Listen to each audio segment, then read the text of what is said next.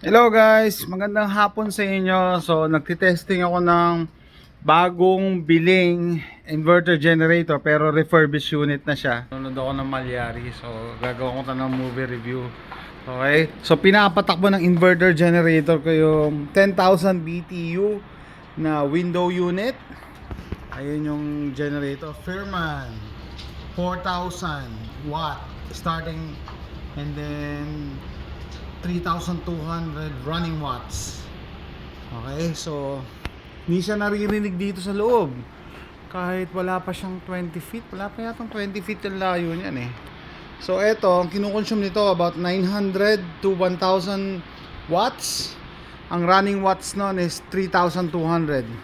Yan, pati fan. Kaya tinotodo ko talaga, super lamig nitong baba namin. Naka-on pa yung central AC. Lalabas tayo para makakita nyo yung difference in terms of sounds.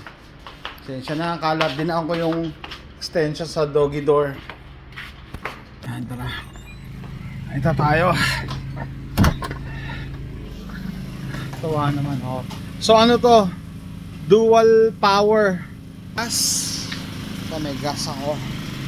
At saka propane. Yan, propane. Na-testing ko na yan. Separate video na yan. Pero eto, yan, mamboy. Naku, mambon. Mambon.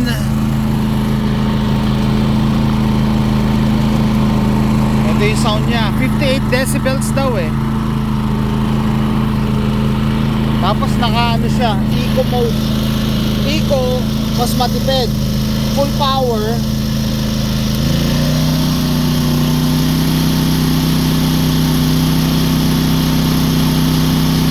Tapos sinacharge ko din.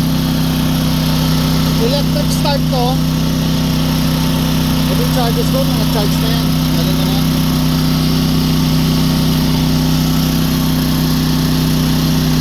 Balik natin sa Eco. Eco floor wax. Ito yung model number WH3242. Ayan siya. Pagka gas ang ginamit mo, propane, mas mababa yung output niya, 3,700 lang and 3,000 as compared to 3,200. Nilagay ko sa ilalim ng puno ng orange. Malaki na yung orange namin. Bunga na. Ang orange matibay sa init at sa lamig. Ngayon siya, nakatapat siya dito. Well ventilated naman. Dito tayo. Okay guys, so yan yung bagong bili ko. Yan yung reason kung ba't binenta ko yung brand new champion generator, kasi kukuha ko nito. Mas upgraded to eh, pero separate review na yon. Kita nyo, yan yung sound. It's not that loud actually, considering na generator yan. It's not that loud. Okay, kaya tayo pumunta doon. Separate video na rin yung yung pag-testing yan yung propane. Mapapansin nyo talaga pag nasa loob ng bahay, hindi na siya marinig eh. By the way, neighbor ko nagpapalit ng roof oh. Bilis gumawa ng mga workers nila. Isang araw lang palit ng roof. Mahal din kasi yan eh. So, kita nyo yung difference, no? I'm very happy with it. Dito lang tayo mag-usap. Dito tayo. Hindi marinig eh. Yan ang maganda. So, kanina pa yung tumatakbo. Tapos naka-eco mode lang siya. Okay, so difference ng eco mode sa non-eco mode. Pag eco mode, matipid yung konsumo ng gasolina, tapos mas relax sa makina, mas tatagal yung makina ng generator pag naka-eco mode. Hindi siya ganong hirap. So kaya nga napabilib ako eh. So eco mode, and yet 10,000 BTU na AC plus fan, tsaka whatever, pwede ka pa mag-charge mag-charge ng mga cellphones or other gadgets. Ayan, Firman 4,000 watt starting and 3,200 running watts. Ganda, ganda. I like it. Like it. Oh, doon sa magtarmo yung ano mo, yung generator mo, tapos naka-on ang central AC. Naka-on ang central AC namin kasi tinetest ko siya. No, sayang naman kung ano, di ginagamit ko na rin yung power. Tapos mas maganda, nilagyan ko na kasi siya ng gas eh.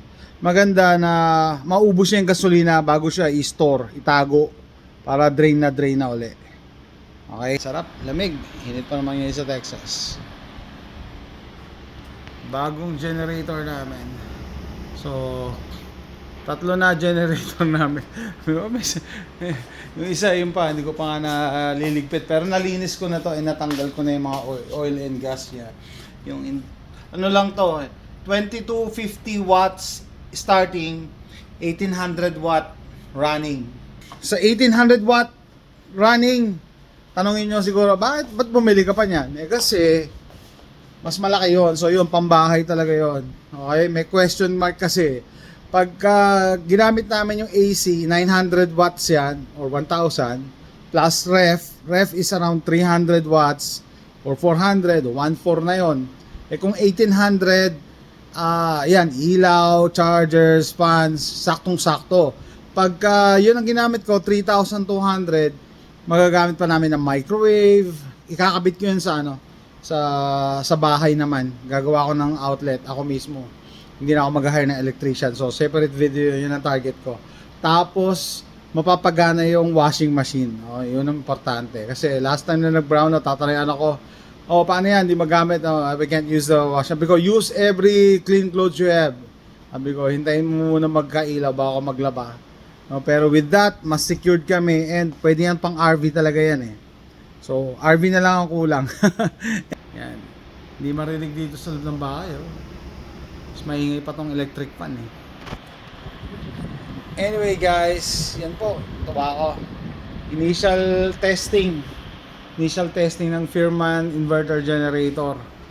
3,200 watt running. Tapos 4,000 yung initial. Doon sa hindi nakakalam yung initial, pag unang andar ng electronics mo, mataas ang ano yan, demand. So, ganun. Anyway guys, kung nagustuhan nyo ng video na to, please click like and subscribe. And thanks for watching. Bye guys!